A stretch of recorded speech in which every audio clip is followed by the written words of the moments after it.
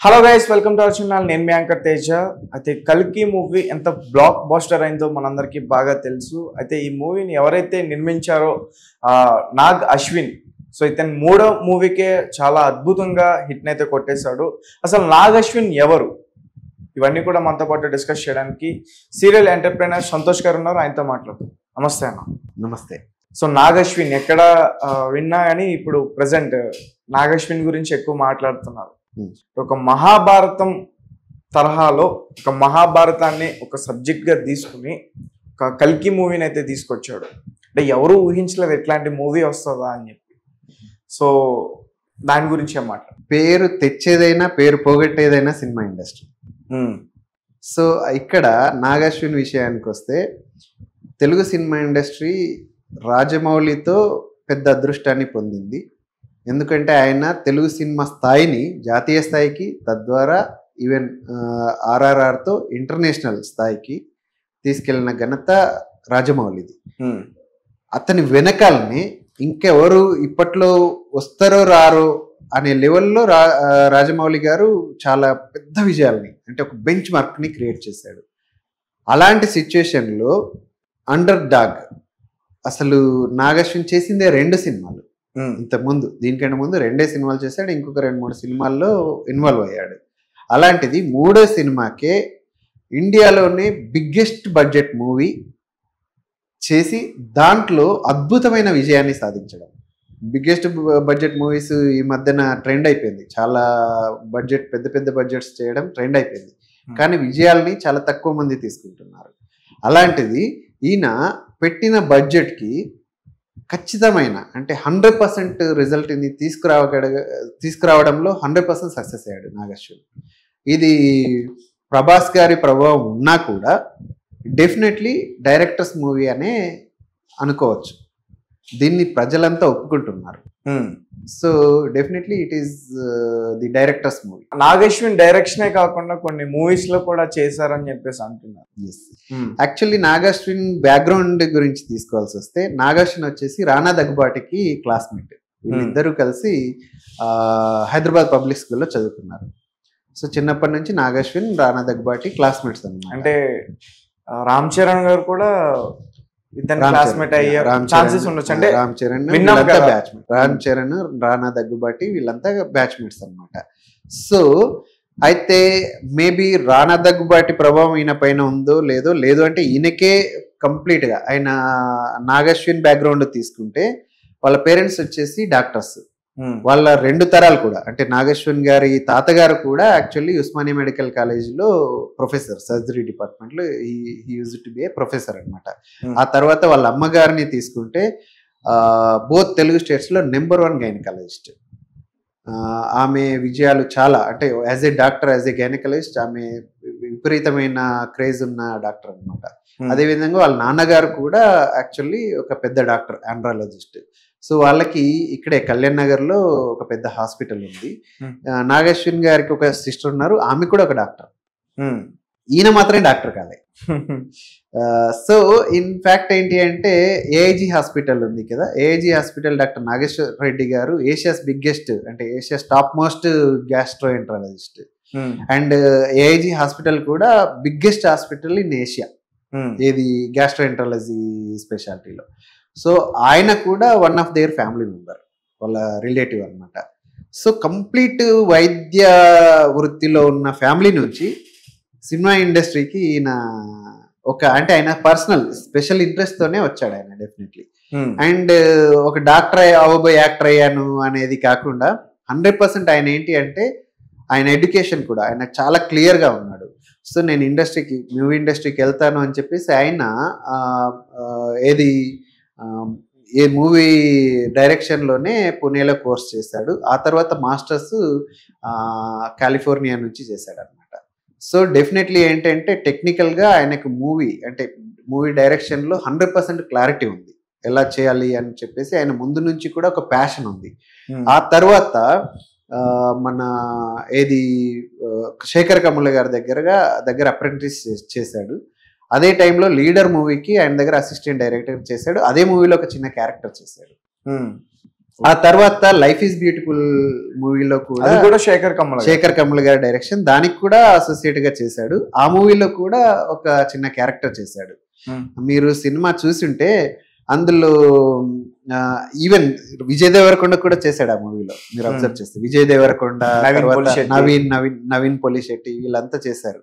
So వీళ్ళ gang ఒకటి ఉంటుంది. ఆ గ్యాంగ్ లో ఒక ఇంజనీర్ ఉంటాడు, లైక్ డ్రోన్ ని క్రియేట్ చేసి ఆపరేట్ చేస్తాడు. ఆ క్యారెక్టర్ ఈయనే చేశాడు. ఈయన క్యారెక్టర్ కి డైలాగ్స్ ఏమి ఉండకపోయి ఉంటాయి, కానీ he did that character. So అప్పటి నుంచి కూడా ఆయన ఈ గడ్డం అలాగే ఉంది. సో మీరు సినిమా చూస్తే ఆ సీన్ చూస్తే మీరు అప్పుడు ఈయన ఎవరో తెలియదు, నాగేశ్వన్ ఎవరో తెలియదు కాబట్టి ఎవరు గుర్తుపట్టండి. ఈవెన్ ఆ మూవీ వచ్చినప్పుడు విజయ్ దేవరకొండని కానీ నవీన్ ని కూడా ఎవరు గుర్తుపట్టలేదు. సో అందులో వన్ ఆఫ్ ది క్యారెక్టర్ చేశాడు ఈయన, ఎవరు నాగేశ్వన్. అలా ఆ తర్వాత అది ఆ సినిమా అయిపోయిన తర్వాత ఆయన నాని అండ్ విజయ్ దేవరకొండని పెట్టేసి ఎవడే సుబ్రహ్మణ్యం, అది కూడా సూపర్ హిట్. ఫస్ట్ మూవీకే నంది అవార్డు తీసుకున్నాడు. సెకండ్ మూవీకి నేషనల్ అవార్డు తీసుకున్నాడు. మహానటి ఎవరు కూడా ఊహించలేదు అంత. సావిత్రి గారి బయోపిక్ చేయాలి, ఆ బయోపిక్ తో నేషనల్ అవార్డు తీసుకోగలిగే రేంజ్ లో మూవీ చేయగలుగుతాం అనే ఒక ఆలోచన విధానం ఉంది చూసారా. ఆయన థాట్ ప్రాసెస్ డెఫినెట్లీ ఒక సెపరేట్ గా ఉంది, స్పెషల్ గా ఉంది. సో ఆ మూవీ చూసిన తర్వాత నేను అనుకున్నాను ఈయన నెక్స్ట్ ప్రాజెక్ట్స్ డెఫినెట్లీ ఏంటి అని అంటే ఊహించని విధంగా ఉండవు. ఎవడే సుబ్రహ్మణ్యం కాన్సెప్ట్ కూడా డెఫినెట్లీ ఏంటంటే ఒక కొత్త సబ్జెక్ట్, చాలా క్రియేటివ్ సబ్జెక్ట్, అసలు చాలా గ్రిప్ ఉంటుంది. మొత్తం సినిమా అంతా కూడా చాలా గ్రిప్ తో రన్ చేస్తాడు. అదే విధంగా మహానటి సావిత్రి గారిని మనం చూసినట్టుగానే ఉంటుంది. మన ముందర సావిత్రి గారు నిజంగా కనబడుతున్నారు. ఆమె లైఫ్ అంతా అప్పుడే మన ముందే జరుగుతున్నట్టుగా చాలా కళ్ళకు కట్టినట్టుగా చూపించాడు. అది కూడా చాలా గ్రిప్ తో నడుస్తూ ఉంటది, ఎక్కడ కూడా ఒక బోర్ రాదు మూవీ. చాలా క్రియేటివ్ గా చేశాడు. అండ్ ఒక 10 మూవీస్ చేసి ఎక్స్పీరియన్స్ ఉన్న డైరెక్టర్ లెవెల్లో చాలా టెక్నికల్ గా క్రియేటివిటీ అండ్ అందులో ఉన్న ఎవరైతే క్యారెక్టర్స్ చేశారో ఆ క్రియేని వాడుకోవడం. పెద్ద మోహన్ బాబు లాంటి పెద్ద యాక్టర్స్ చేశారు దాంట్లో. అందులో కూడా విజయ్ దేవరకొండ ఉన్నాడు, సమంత, వీళ్ళంతా కూడా ఏంటంటే పెద్ద యాక్టర్స్. సెకండ్ మూవీ చేస్తున్న డైరెక్టర్ తో వాళ్ళు మింగిల్ అవ్వడం, ఆయన వాళ్ళ దగ్గర నుంచి బెస్ట్ ని తీసుకోవడం అనేది it was actually wonderful. Then itself I was feeling like okay he's going to be a biggest like అంటే నేను ఈ లెవెల్లో ఊహించుకోలేదు. ఇలాంటి నెక్స్ట్ ప్రాజెక్ట్ ఇమీడియట్ గా ఈ లెవెల్లో చేస్తాడని నేను కూడా ఎక్స్పెక్ట్ చేయలేదు. కానీ ఖచ్చితంగా కొత్తగా ఉంటుంది, ఏదైతే నెక్స్ట్ ప్రాజెక్ట్ వస్తుందో అది డెఫినెట్లీ కొత్తగా ఉంటుంది అని నేనైతే అనుకున్నాను. కానీ హీఈస్ వండర్ఫుల్. అండ్ ఈ ప్రాజెక్ట్ లో కూడా చాలా పెద్ద క్యారెక్టర్స్ ని మనం చూసాం. That is what. ఇప్పుడు మీరు చూస్తే ఆ సినిమాలో ఎవ్రీ ఆల్టర్నేటివ్ 10 minutes కి ఒక క్యారెక్టర్ ఇంట్రడ్యూస్ అవుతుంటుంది. అందరూ కూడా అమితాబ్ బచ్చన్ ఈ ఏజ్ లో ఆ క్యారెక్టర్ ఆయనకి ఆ సీన్స్ ఏవైతే ఫైట్ సీన్స్ అవన్నీ ఆ ఏజ్ లో ఆయనతో చేయించుకోగలగడం. అది కాకుండా ఆయన మేకప్ విషయానికి వస్తే 3 hours మేకప్ వేయడానికి, 2 hours మేకప్ తీసేయడానికి ఆ ఏజ్ లో ఆయన అంత కష్టపెట్టడం, దాని నుంచి అంత బెస్ట్ తీసుకోవడం అవుట్పుట్, ఇదంతా definitely it is a directors call.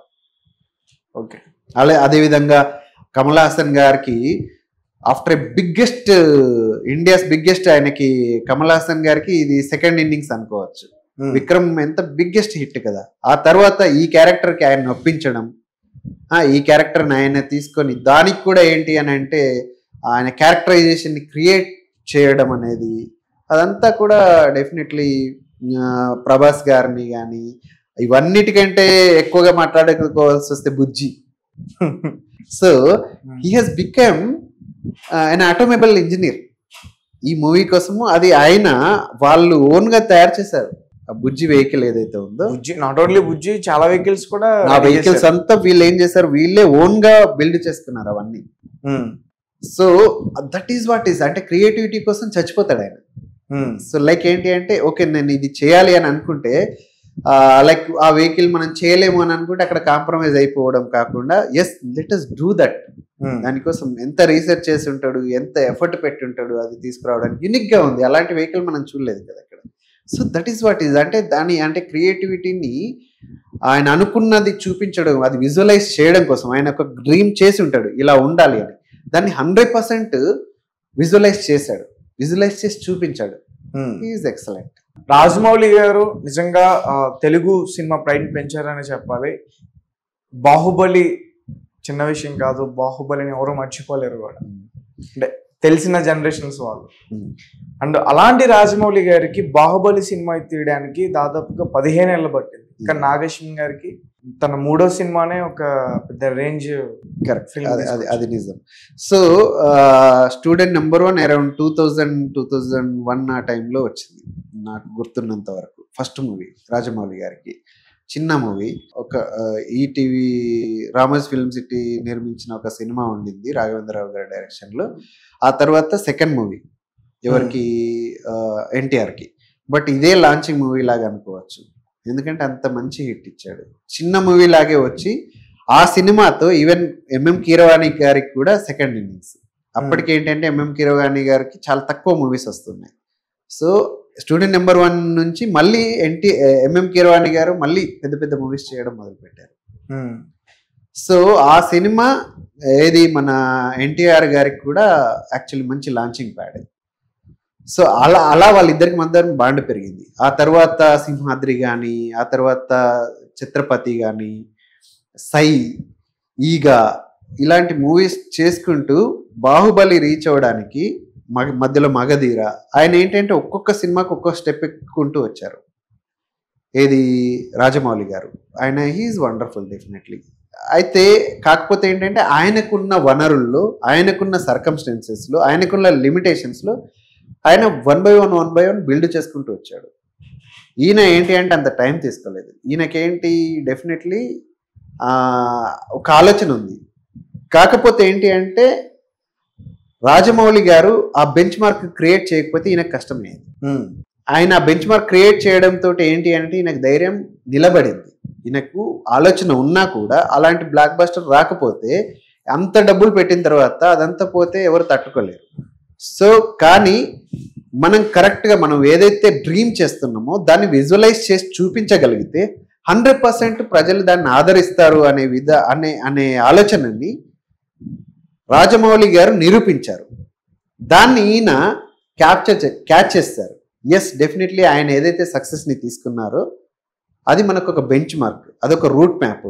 Definitely మనం కూడా 100% మనం ఏదైతే ప్రజలకి ఏది చూస్తే ఏది నచ్చుతుందో దాన్ని మనం చూపించగలిగితే, కొత్తగా చూపించగలిగితే డెఫినెట్లీ ఎక్కుతుంది అనేది ఈయన నమ్మిండు. అదేవిధంగా భాష తేడా కాదు, భాష లిమిటేషన్ కాదు. తెలుగు మూవీ చేసినా కూడా అక్రాస్ ది గ్లోబ్ మనం రిలీజ్ చేసుకోవచ్చు. తెలుగు మూవీ కోసమే పెట్టాల్సి వస్తే 600-700 కోట్లు పెట్టే బడ్జెట్ చేయలేం మూవీస్. సో ఆయనకి ఇంత బడ్జెట్ పెట్టినా కూడా లిమిటేషన్ లేదు కాబట్టి అన్ని భాషల్లో అక్రాస్ ఇండియా రిలీజ్ చేసుకోవచ్చు, అక్రాస్ గ్లోబ్ కూడా రిలీజ్ చేసుకోవచ్చు అనే ఒపీనియన్తో ఆయన ధైర్యం చేశాడు. ఆ ధైర్యాన్ని నింపింది రాజమౌళి గారు, ఆ ధైర్యాన్ని నింపాడు.